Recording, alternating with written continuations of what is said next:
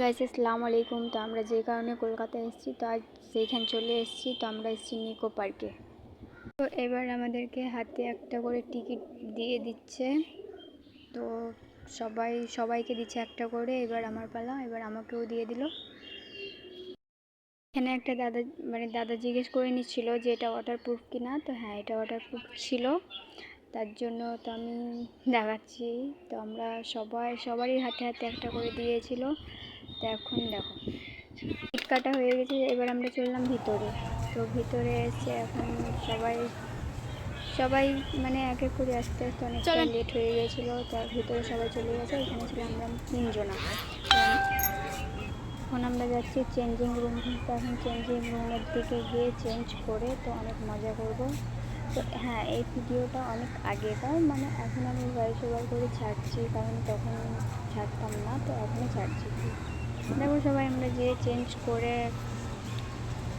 তো এখানে এতটাই বড় বড় রাইড ছিল, আর এতটাই রাইড ছিল যে আমরা পুরো দিন গিয়েও শেষ করতে পারিনি। অনেক রাইড বাকিও থেকে গেছিলো। তো দাদা জিজ্ঞেস করছিল যে ওরা কোথায়। তো আমরা বললাম যে ওরা ওইখানে, মানে সবাই চারিদিকে গিয়ে মানে কোথায় উলট পালট হয়ে গেছে। তো এবার পাওয়া গেছে ওদেরকে। তো দেখো মানে এতটাই বড় জায়গাটা যে একজন যাতে মানে হয়ে যায়, তো মানে খুঁজে পাওয়া খুব ঝামেলা।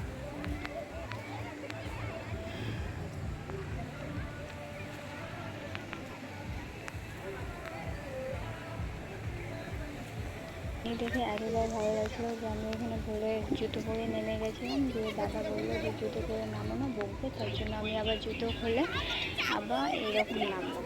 তো দেখো আমরা এখন চেঞ্জ করে চলে এসেছি।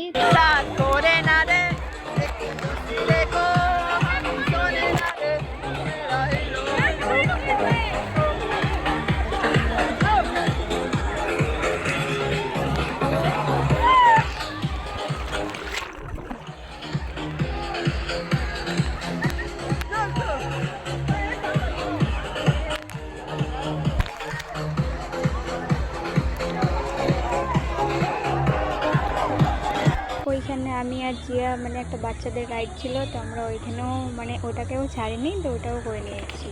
তো এবার যাবো বড় রাইড করতে।